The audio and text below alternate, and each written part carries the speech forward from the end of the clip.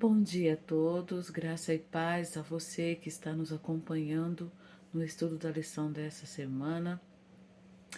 E se você não assistiu os vídeos anteriores, eu te convido a fazê-lo, porque é uma sequência de conteúdos que se completam. Eu já fiz a minha oração, espero que você já tenha feito a sua, para que o Espírito Santo ache lugar em nosso coração e nos dê sabedoria para entender a sua palavra. O tópico de hoje, o de número 4, traz o seguinte título: É hora de renunciar os nossos pecados favoritos. Nessa semana, nós estamos estudando sobre como viver puro, sobre como termos pureza numa geração tão corrupta. Mas a questão é como se isso já não fosse desafiador, como se essa questão não bastasse.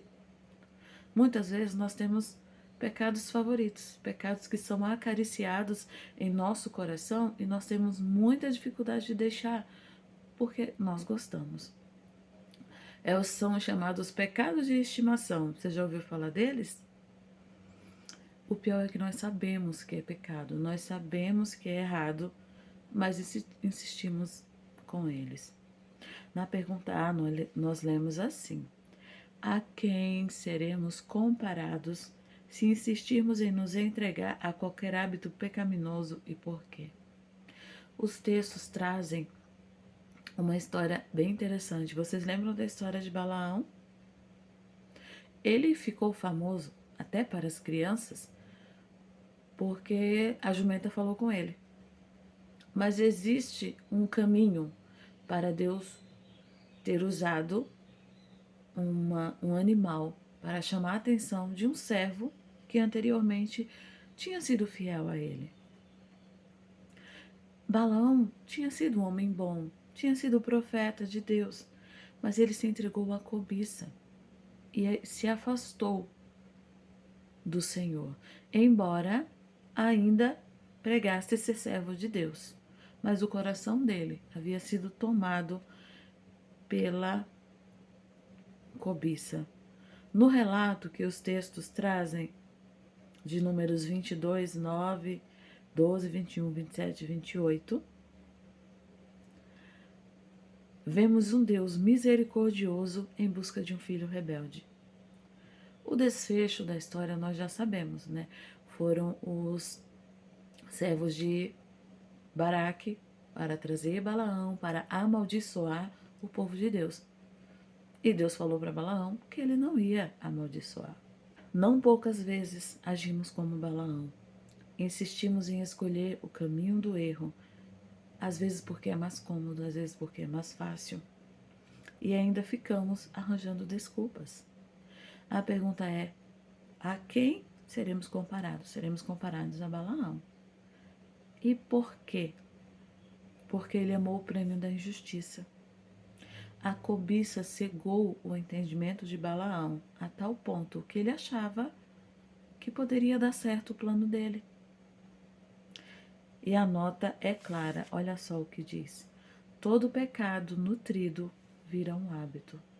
E quando vira um hábito, queridos, é quase involuntário a prática dele.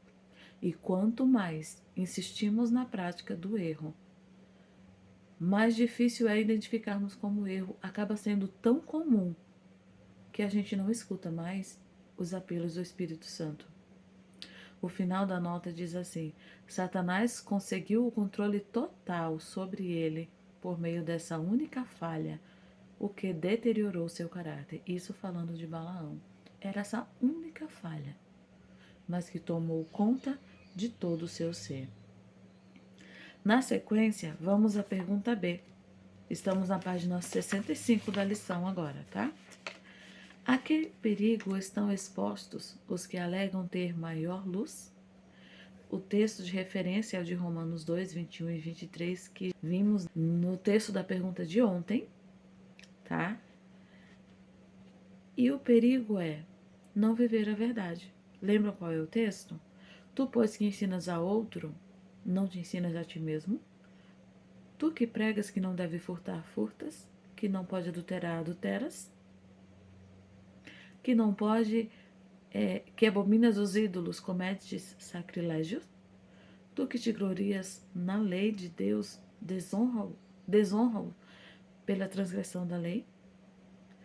Então o perigo é não viver a verdade.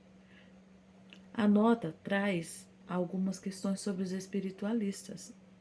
E no meio dela eu achei interessante uma frase que diz assim: os espiritualistas consideram as exigências da lei de Deus como escravidão e dizem que aqueles que obedecem a elas vivem uma vida de temor servil. Quando na verdade, queridos, é para a nossa proteção. Cada não de Deus é um sim para o nosso bem-estar.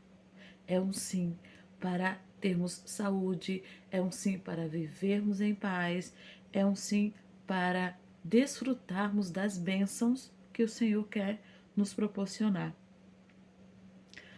Os limites do Senhor não foram estabelecidos para que sejamos dominados pelo inimigo. É uma proteção. Enquanto estivermos seguindo os princípios do assim diz o Senhor, estamos seguros. Assim, o inimigo não tem poder sobre nós. As escrituras se cumprem assim, finalzinho da nota. São cegos guiando outros cegos, pois aquele que é vencido por alguém também é escravizado por ele. Essas almas iludidas estão sob a mais degradante escravidão, à vontade dos demônios. Elas se aliaram aos poderes das trevas e não têm forças para confrontar a vontade dessas entidades malignas. Que o Espírito Santo encontre em nosso coração um terreno fértil para que vivamos a luz que estamos recebendo. Fiquem com Deus. Amém. E não esqueçam que amanhã nós retornaremos para o estudo do 5º tópico da nossa lição. Até lá.